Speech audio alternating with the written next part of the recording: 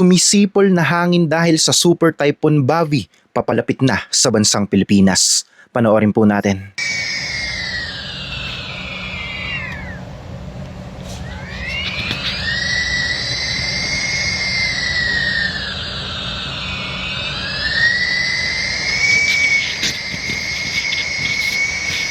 Nakuhanan po sa isang video sa Guam nitong nakaraang Lunes ng umaga ang sumisipol po na hangin na dala ng Super Typhoon Bavi na inaasahan pong papasok sa Philippine Area of Responsibility simula ngayong gabi ng July 7 hanggang Miyerkules ng madaling araw at bibigyan ng lokal na pangalang Inday. Sa kabila po ng naglalakihang hampas ng hangin at nagbabadyang unos, pinaalalahanan tayo ng Panginoon na siya ang ating kanlungan at walang anumang bagyo ang mas malakas kaysa sa kanyang kapangyarihan. Pinaalalahanan tayo, He will cover you with His feathers and under His wings you will find refuge. His faithfulness will be your shield and rampart. Kapag nakakakita po tayo ng mga ganitong video ng sumisipol na hangin at mga nayayanig na puno, automatic po na nakakaramdam tayo ng kaba sa ating mga puso. Sanay po ang mga Pilipino sa bagyo. Pero tuwing may naririnig tayong balita patungkol sa isang super typhoon, hindi po natin maiwasang mag-alala para sa kaligtasan ng ating pamilya, sa ating mga tahanan at sa mga posibleng masirang kabuhayan. Ang ganitong mga balita ay mabilis magdala ng takot sa ating komunidad dahil alam natin ang bagsik ng kalikasan kapag dumarating ang ganitong katindi na kalamidad sa ating bansa. Dito pumasok ang kahalagahan ng ating matatagpo na pananampalataya at ang mga totoong pangako ng Diyos na nakasulat sa Biblia. Ang Biblia po ay hindi nagbibigay ng pekeng pag-asa.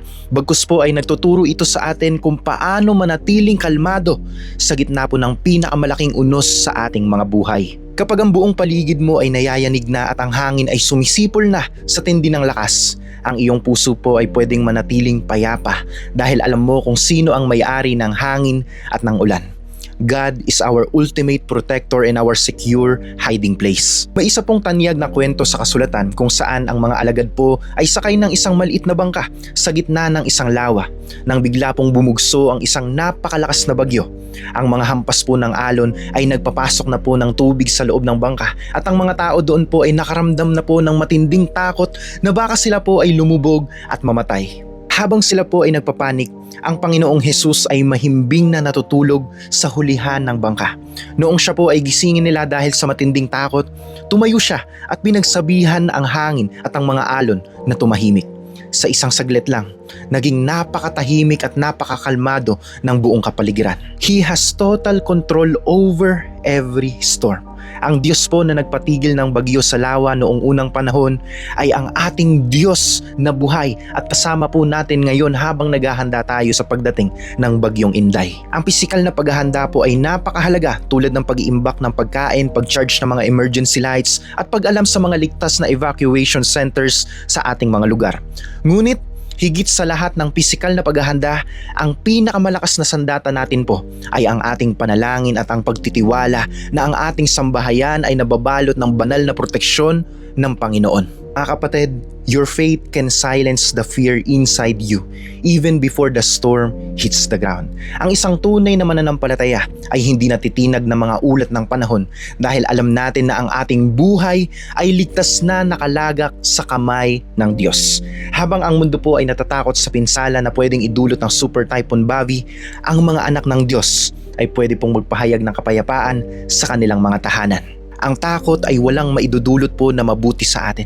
Pinaparalisa lang po nito ang ating isipan at pinapahina ang ating katawan. Palitan po natin ang takot ng mga salita ng pananampalataya at patuloy po nating ipagdasal ang kaligtasan ng buong Pilipinas. Mga kapatid, we can stand bold and courageous because the Lord of the harvest is also the Lord over the storm. Ang kalikasan po ay sumusunod sa tinig ng lumikha sa Kanya. Kaya naman po sa bawat pag-ihip ng malakas na hangin, imbis po na manginig tayo sa takot, gamitin natin ang pagkakataong ito upang lalong lumapit sa Panginoon. Ang bawat pamilya po ay magsama-sama sa pananalangin sa loob ng ating tahanan. Magkaroon po tayo ng pagkakaisa at maging daluyan din ng tulong at pag-asa para sa ating mga kapitbahay na maaaring mas nangangailangan ng lakas ng loob sa mga sandaling ito. Ang pagmamahal po at kapayapaan ng Diyos ay mas lalong nagniningning kapag may mga pagsubok na dumarating sa ating lipunan. Kapatid, Keep your focus on His presence and not on the height of the waves. Habang papalapit mga kapatid ang oras ng pagpasok ng bagyo sa ating bansa, patuloy nating panghawakan ang katotohanan na ang ating seguridad ay hindi nakabase sa tibay ng ating bubong o sa ganda ng ating lokasyon. Bagkus ito po ay sa katapatan ng Diyos na hindi tayo iiwan o pababayaan man. Ang bawat bagyo ay may katapusan at ang bawat madilim na ulap ay tiyak nalilipas din upang bigyan daan ang pagsikat ng araw.